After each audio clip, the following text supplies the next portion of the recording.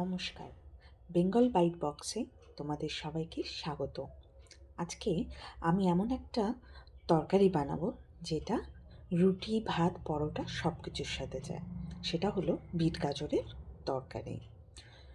এই তরকারিটা বানানোর জন্য আমি নিয়ে নিয়েছি বিট, গাজর, আলু, ধনেপাতা, কাঁচা লঙ্কা আর মটরশুঁটি। তো প্রথমেই আমি যেটা করছি সেটা হলো আমি বিট, গাজর আর আলুটাকে ছোট ছোট করে কেটে নিয়েছি। আর নিয়েছি একটা টমেটোটাকেও আমি কুচিয়ে নিচ্ছি। আর যে মটরশুঁটিগুলো নিয়েছিলাম সেগুলোকেও আমি ছাড়িয়ে নিয়েছি, আর কাঁচা লঙ্কাগুলো আমি ছোট করে কেটে নিয়েছি।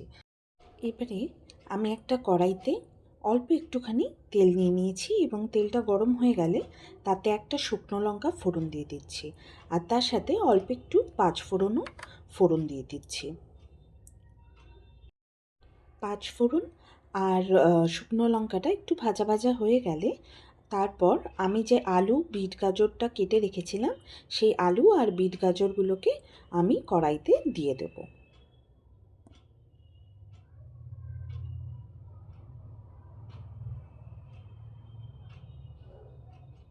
এবারে আমি অল্প একটুখানি স্বাদ অনুসারে লবণ দিয়ে দিচ্ছি।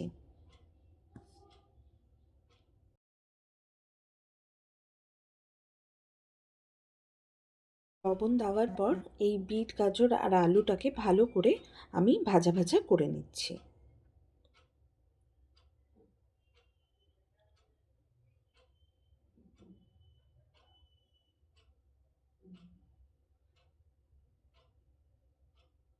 তারপর আমি যে লঙ্কাগুলো ছিঁড়ে রেখেছিলাম সেই লঙ্কাগুলো আমি এর মধ্যে দিয়ে দিচ্ছি। এই তরকারিটায় বেশি ঝাল কিন্তু ভালো লাগে না, তো তাই অল্প ঝাল দিলেই হয়ে যায়, একটা কি দুটো কাঁচা লঙ্কাতেই হয়ে যাবে। এবারে যে টমেটোগুলো আমি কুচিয়ে রেখেছিলাম সেগুলোকেও দিয়ে দিলাম।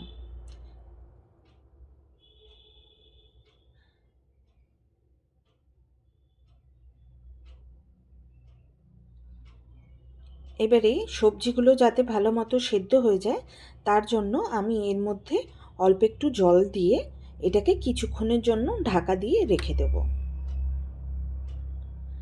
তোমরা যদি চাও তো বিট গাজরটাকে আগে থেকে কিন্তু প্রেসার কুকারে সেদ্ধ করেও রেখে দিতে পারো, তাতে সময় কম লাগবে। তোমরা যারা এখনও অবধি আমাকে সাবস্ক্রাইব করোনি তারা একটু সাবস্ক্রাইব করে দিও, যাতে আমার রেসিপিসগুলো তোমাদের কাছে পৌঁছতে পারে। তোমরা দেখতে পাচ্ছ আমার কিন্তু বিট গাজরটা ভালো মতো সেদ্ধ হয়ে গেছে। তো এবারে আমি জাস্ট হাফ চামচের মতো জিরের গুঁড়ো দিয়ে দিচ্ছি। এই তরকারিটাতে কিন্তু সামান্য জিরের গুঁড়ো ছাড়া আর কোনো মশলাই দিতে লাগে না, যেমন হলুদ বা শুকনো লঙ্কা বা আদার্স কিছু। জিরের গুঁড়োটা কিন্তু আমি জাস্ট একটু টেস্টের জন্যই দিলাম, আর দিয়ে দিলাম অল্প একটুখানি চিনি। এই তরকারিটা কিন্তু একটু মিষ্টি মিষ্টি ভালো লাগে, তো চিনির পরিমাণটা সামান্য অল্প একটু বেশি দিলে ভালো হবে।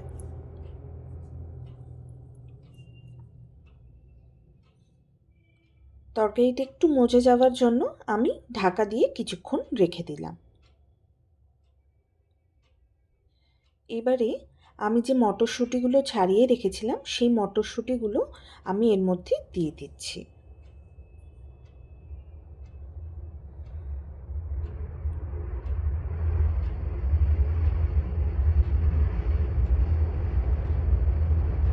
মটরশুঁটিটা আমার সেদ্ধ হয়ে গেলেই কিন্তু অলমোস্ট রান্নাটাও আমার কমপ্লিট হয়ে যাবে। যতক্ষণ এদিকে মটরশুঁটিটা সেদ্ধ হচ্ছে আমি ততক্ষণে একটুখানি ধনেপাতা কুচিয়ে নিচ্ছি। এই তরকারিটাতে কিন্তু ধনেপাতাটা মাস্ট, বিকজ ধনেপাতার যে ফ্লেভারটা হয় না তরকারিটার টেস্টটা আরও বাড়িয়ে দেয়। তো দেখো আমার কিন্তু তরকারিটা একদম তৈরি হয়ে গেছে রুটি বা পরোটার সাথে খাওয়ার জন্য। তোমরাও কিন্তু বাড়িতে একবার পারলে এই রেসিপিটা ট্রাই করো, আর জানিও যে তোমাদের আমার রেসিপি কেমন লাগলো। তো আমার সাথে এতক্ষণ থাকার জন্য তোমাদেরকে কিন্তু অসংখ্য ধন্যবাদ।